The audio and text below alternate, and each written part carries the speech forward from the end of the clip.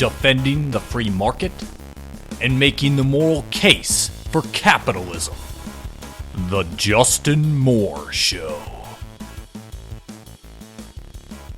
Hey everybody, welcome to the Justin Moore Show, where we make sense of what's going on in this crazy, insane, out of control world. Now, holy crap guys, ever since last week's episode, there's been a lot going on. We had the Super Bowl was amazing. Talk about all the big plays going on, back and forth. We were thinking the Patriots were going to come back and win it at the fourth quarter with just a few minutes remaining, but that didn't happen. Tom Brady and the Patriots actually lost. I know it's hard to believe. They're always in the Super Bowl, it seems. I mean, geez. And so the Philadelphia Eagles, to get their first win, and, that's who I was going for. And it was a fantastic game. If you guys missed it, man, you really did miss a good game. Just so intense. I can't believe how you have the quarterback Fogel from the Philadelphia Eagles, how he could go toe-to-toe with Tom Brady, and this guy acted like he's been doing this and being the main quarterback for the Philadelphia Eagles for, a decade or more. And here he is. He's a backup quarterback for the Eagles. So that was just amazing. I mean, it's like a David and Goliath sort of story. So it really is amazing when things like that happen. And, congrats to the Philadelphia Eagles. And anyway, guys, there's just been so much going on. Stock market, insane. But before I get to that, I ran into this story, and I'm like, wait, no, you're joking. This can't be real. And I checked this story out. It's on several sources, including Fox News. And here we have, some of you, Fox News, fake news. Yeah. Okay, especially if you're a liberal. But here we have Spirit Airlines. It's a discount airliner, and basically just to sum this story up, we have a girl who has an emotional support animal. And, a lot of people have emotional support animals. They're typically like dogs or, cats, whatever it is. But she had a hamster. Well, a few days before her flight on Spirit Airlines, she's like, hey, I got my hamster. Is it okay that it's emotionally support animal? It's been approved with the doctor. I've got notes, so forth. And the agent replied back, oh, yeah, it's fine. Yep, bring it. There'll be no problems, no worries. Well, she shows up for a flight 2 days later, and she's ready to board the plane. And the people are like, we can't let that hamster on board. Because basically Spirit Airlines policy is, no rodents, ferrets, you name it, sort of creatures on the aircraft. And so the agent's like, well, you have one of two options. One, you could go free the hamster in the wild, which... Do hamsters really run in the wild? I mean, they're kind of a domesticated creature. So I don't know how long a hamster would survive running around. It's not like it's a rat. Yes, it is a rodent, but still, it's a little hamster. And the second option that the agent gave to this 21-year-old college student was, well, you can flush it down the toilet. And so this girl, this is really sad. And she was crying her eyes out, because she went to the bathroom at the airport terminal and she flushed her hamster Pebbles down the toilet. This girl just devastated over her little emotional support animal, Pebbles, who's got her through the ups and downs of life. And here she is. And now it sounds like this girl's going to basically file a lawsuit against Spirit Airlines for just the emotional sort of havoc that's happened in her life due to the sudden death of her hamster Pebbles, experiencing a death that none of us really want to face, drowning in through a toilet. That's not a good way to go. So that's just a horrible thing to do. And I guess you could say animal abuse, so forth. It's really sick. And there's some people saying that Spirit Airlines, I'm seeing some other stories like, oh yeah, it never happened. No. An agent wouldn't tell a girl to flush the hamster down the toilet. So there's that stuff going back and forth. But oh my gosh, you can't make this stuff up, can you? This is why I say, why do you need reality TV? You can just turn on the news, see stuff that actually happens around here, and you're like, holy crap, really? And then, we had United Airlines with the emotional support peacock and that sort of stuff. I can't believe, why would you have an emotional support animal, a peacock? You're trying to put a peacock on a plane. Peacocks, they got that long feathery tail that sticks out. The peacock sits in a middle seat. that little tail's going to be hitting the other person in the other seat. I mean, I couldn't imagine sitting next to a peacock. I guess I would be taking selfies and putting that stuff up on Facebook and Twitter like, you guys are not going to believe this. I guess it's better than sitting next to a really fat guy that's his rolls are extending into your armrest. But I guess everything has its ups and downs. So anyway, guys, enough of that stuff. Let's move on to some serious stuff. There's a lot of serious stuff going on right now. The economy. So we had on February 2nd, this was Friday, the stock market went down 666 points on the Dow in one day. Okay, yeah, conspiracy nuts out there. 666, sign of the beast, yada, yada. Okay, now, well, whatever. But then after Friday, when it dropped that much, that following Monday, the economy, the Dow continued to retreat. It went down 1,175 points in one day. That's the biggest point drop in the history of the Dow. Now, that's not the largest drop ever in terms of percentage because, the stock market, what is that, 26,000 points, which is the highest it's ever been. So obviously, in terms of points, you're going to see you're going to see more bigly sized drops with more points on the Dow. But still, 1,175 points was like around 5% drop in the Dow in one day. And then this last week, we saw the Dow, it kind of recovered a little bit, but it's basically off 2,000 points from where it was just a week and a half ago. And then with all that stuff going on, with this volatile stock market up and down, you see Bitcoin, I've seen it around $6,000 when just middle of December, Bitcoin was approaching $20,000 for one Bitcoin. And I saw these Bitcoin lovers on Facebook. How, oh my gosh, yep, 40,000, 60,000. Oh, yeah, here comes a million. These guys are all thinking they're going to get rich. And I said at the time, go back and listen to my podcast. I can't tell you my timing had been perfect. But you should also go back, just listen to that podcast anyway. If you've already listened to it, you'll realize how even when it's something I'm not necessarily for or hate, I'm still being very objective how I judge, say Bitcoin. You're going to hear me in the episode talk about, hey, look, I'm saying, okay, yeah, Bitcoin, yeah, it's had a good move up. And I'm like, here. And I even point out, like, I'm big on gold and silver. I pointed out, hey, us gold bugs, we're expecting $3,000 gold. It's like, oh my gosh, $3,000 gold, that's crazy. And I pointed out in that episode, I'm like, well, here Bitcoin in 1 week went up $3,000. So we can say all we want about how bullish we are on gold, but Bitcoin is totally out-competing gold and silver. And I was pointing out, still be careful. And I'm like, I've seen in markets like this before, and I've been in the market, especially gold and silver market, since 2011.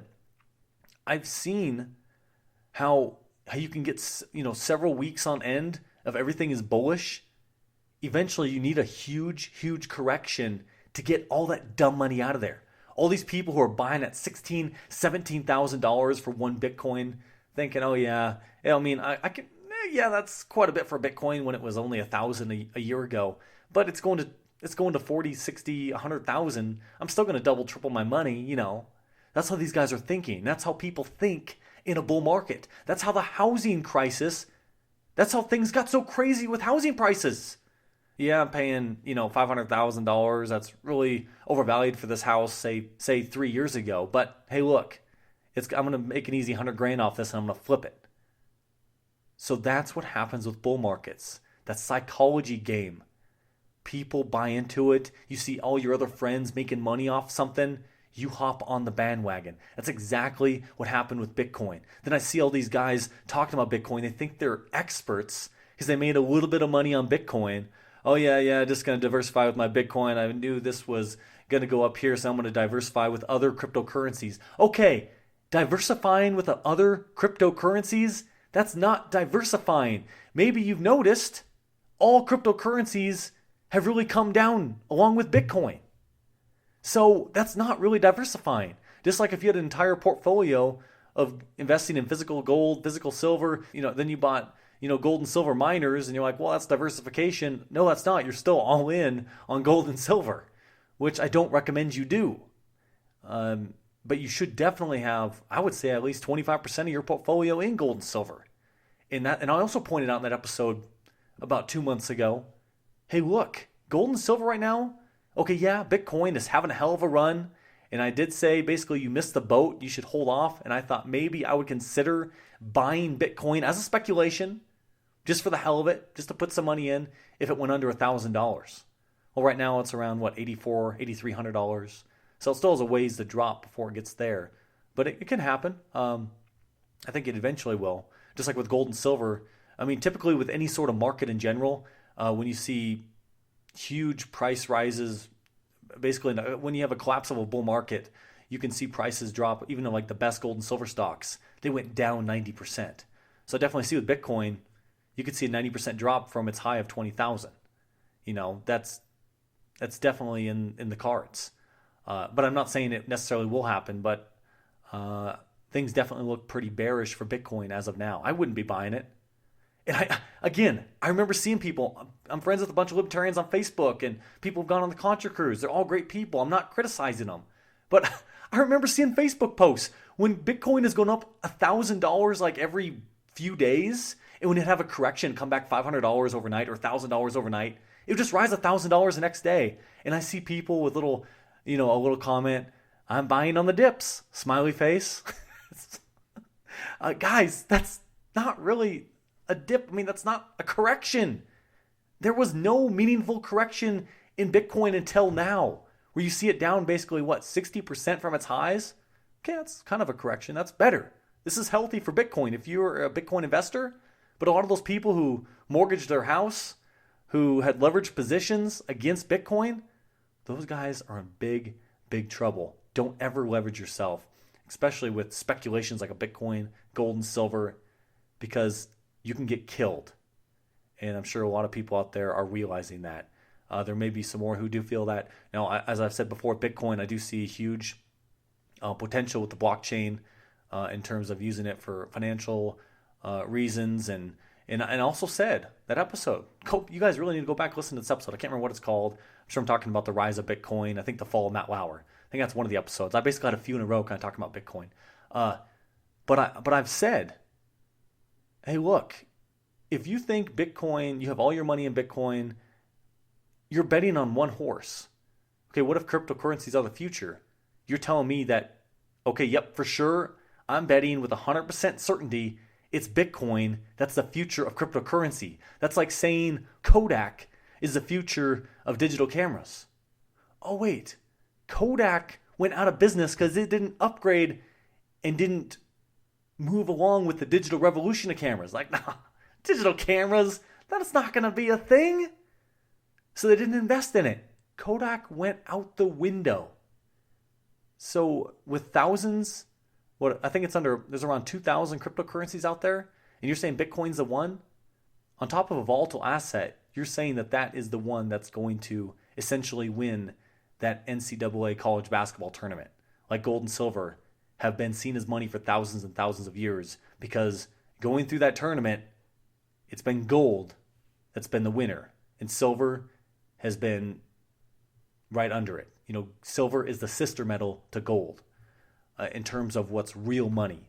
That's proven through thousands and thousands of years of preserving somebody's purchasing power. That's where my money's at. And with how low gold and silver is today, the risk is so small. Now, I'm not saying that there's no risk at all. There's always risk, especially when you invest in miners compared to the actual physical metal. If you want to have very little risk, go buy the actual physical metal of gold and silver. Now, anyway, guys, and if you donate over $50 to my show, I tell you guys where I buy my physical metals. I actually give you 2 stock tips, 2 stocks that I own. They have the vast majority of my portfolio in terms of gold and silver investments, because they are the safest way and the best way to leverage your position in the rise in gold and silver prices. Well, the eventual rise. Anyway, guys, I don't want to get too far down the weeds with that. Now, recently we had, as of this last Friday, February 9th, we had Congress. They came up with their budget deal. Yes, this is more craziness in this crazy, insane, out of control world. So here we have, actually it was on Thursday night, the government shut down, thanks to Rand Paul. He's like, no, you guys are crazy. You Republicans are hypocrites. And so basically we had a government shutdown for a few hours, all due to Rand Paul. Thank you, Rand Paul. He's the guy who wanted to be president. Unfortunately, that didn't happen. But so here we had my last podcast episode I was pointing out, maybe it was 2 ago, how we had the last government shutdown for 3 days, and now we have one basically that was lasted 3 hours. But now we seem to have reached a budget deal. Republicans, Democrats came together, and you guys want to guess what happened? Well, I'm sure you guys have been following this. Well, surprise, surprise, the spending for the government has gone up. Oh yes, I know. Even with Republicans in power, we have more and more government spending. This is what I've said when Trump was elected president, saying, oh yeah, Donald Trump, he's going to drain the swamp. Republicans are going to shrink the size of government. No, they're not. And no, they ain't. They're not doing it right now. Here we have, I got this from Washington Post. Based on the budget deal reached early Friday morning, it would add an estimated $264 billion to the federal deficit over the 2018-2019 fiscal years, pushing the annual deficit over the $1 trillion mark by 2019, according to the Committee for Responsible Federal Budget. Wow, there you go. So here we had, what was it? The first 3 years of Obama's presidency, we had $1 trillion deficits. Now, man, I think it was 2009 when we had the Tea Party come about. And the Tea Party, oh yeah, government's spending way too much.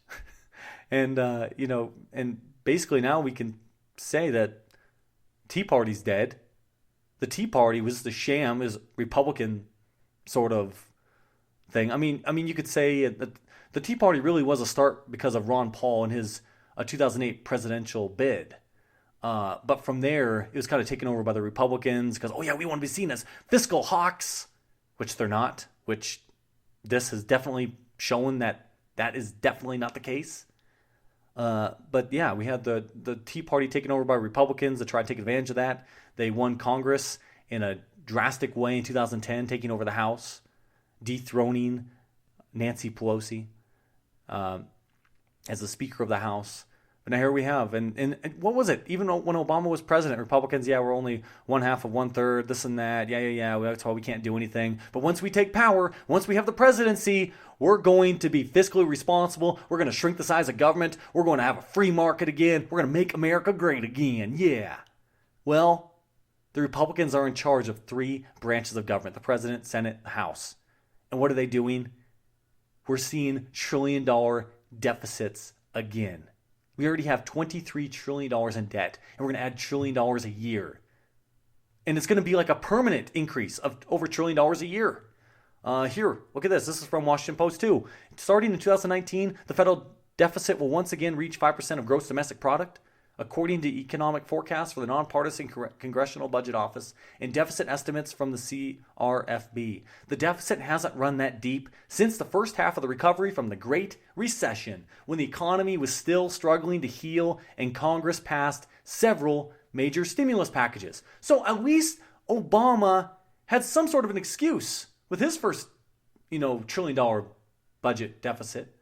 Because remember that when right before Bush left office, he had that $800 billion essentially stimulus bill. Actually, it was $700 billion. But it turns out in terms of add-on interest, it was a little bit more than that. And half of that went to and was applied to Obama's deficit. So anyway, that put him over $1 trillion. But here we have, and a lot of people who say the economy is great, if you look at this and if you assume that the economy is great and we're adding this much to the deficit when things are good, what's going to happen when we have all these Keynesians in power, when things actually go sour, when the economy actually goes down? Well, the Keynesians say we got to prop up aggregate demand. So that means you got to throw more money into the system. The government has to spend more money. So if we're already spending $1 trillion, what? $2 trillion to add to the annual deficit, to add to the national debt in 1 year? That's very foreseeable, and it's probably going to happen. And how are we going to pay for that? Okay, well, you can only tax us so much. Well, the Republicans think that just cutting taxes creates some sort of crazy-ass miracle where you can spend as much as you want because the taxes always pay for themselves. Okay, maybe you could argue to a certain extent they could. But still, if you're not cutting spending, you are you're increasing the deficit. All government spending is taxation. So if you're cutting taxes in one area in terms of the actual amount that people pay, but if you're increasing government spending, that's an increase in taxes. So you're increasing taxes and you're cutting taxes. Overall, you're increasing taxes. Okay? That's what's happening. Here's Republicans in Congress. The Republicans, the fiscal hawks, the guys who are all about the free market. Yeah, right. And then after this budget deal was signed by Trump immediately went to Twitter. And he said, "Just signed bill. Our military will now be stronger than ever before. We love and need our military and gave them everything and more. First time this has happened in a long time. Also means jobs, jobs, jobs." Exclamation point.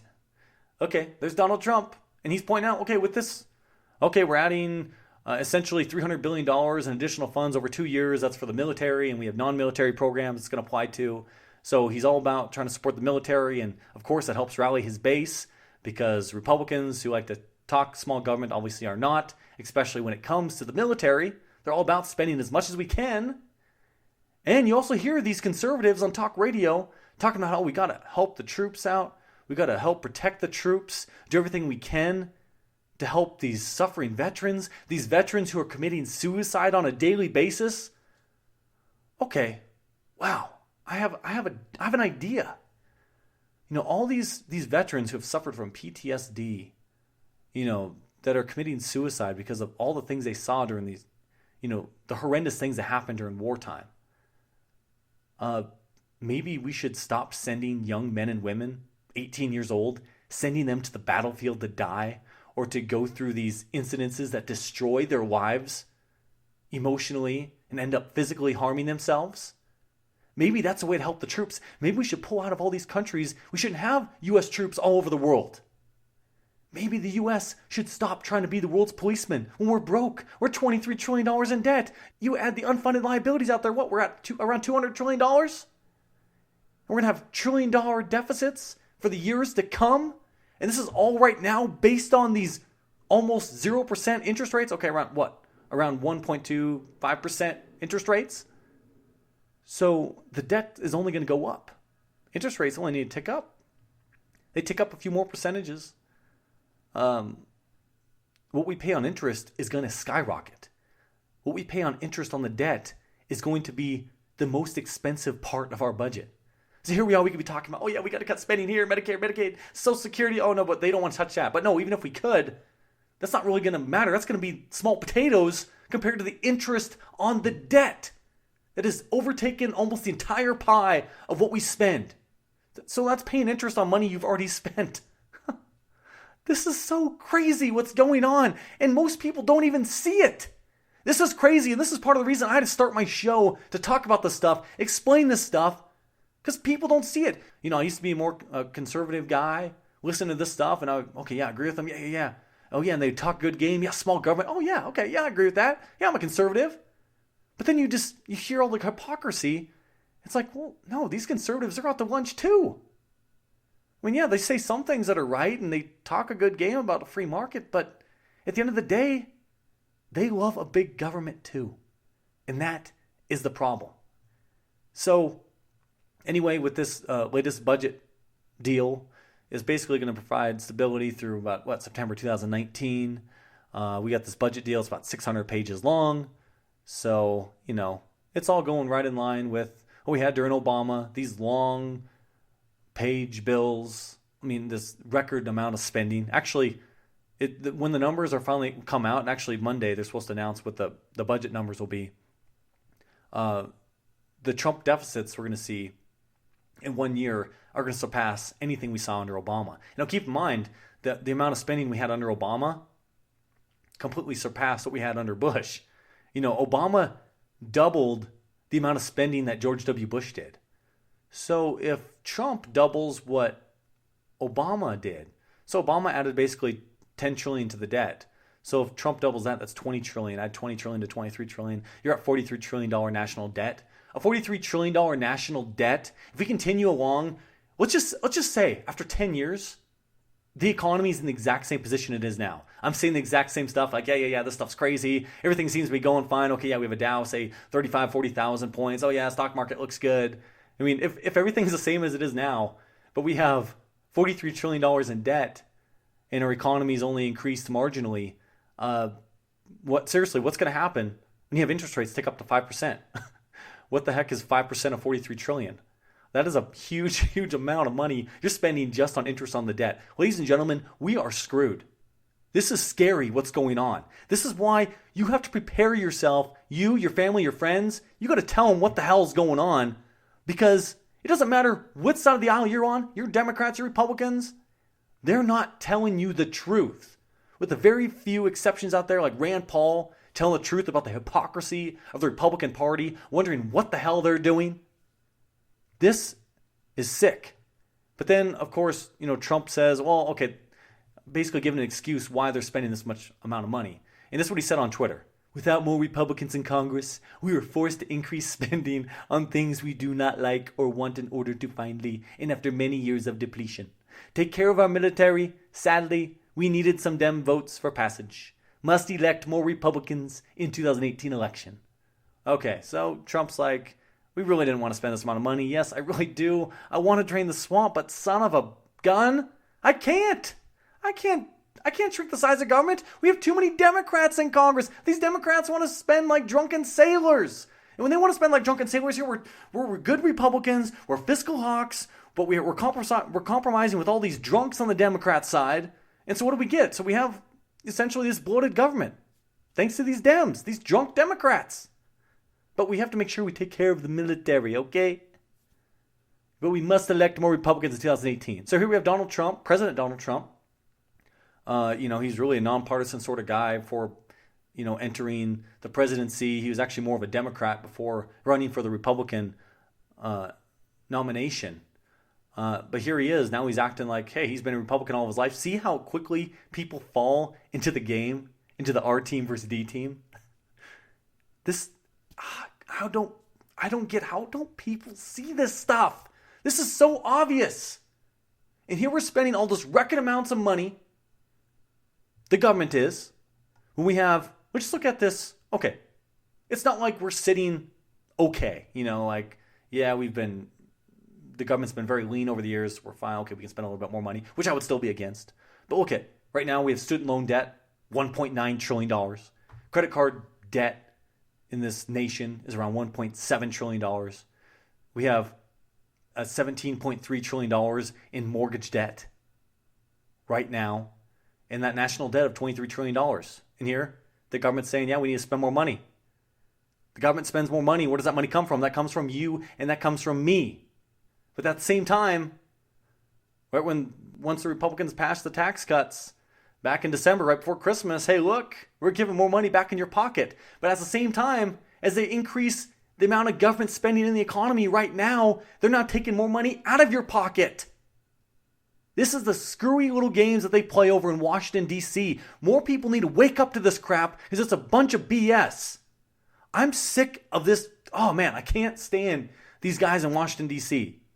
They all act like, they're holier than thou. They're the superheroes. They're here to save the day. You see Chuck Schumer on TV. I see that guy on TV, that greasy little hairball. Oh, that used car salesman look. I can just tell looking at him, he looks crooked as hell. I mean, I've told you guys, like when I used to work at Senator Baucus' office as an intern on Capitol Hill in 2008, I'd see Chuck Schumer come into the office. You just see like he's scheming a plan in his head as he walks back into the back room. I tell you what, gosh dang it, guys. How don't more people see this stuff?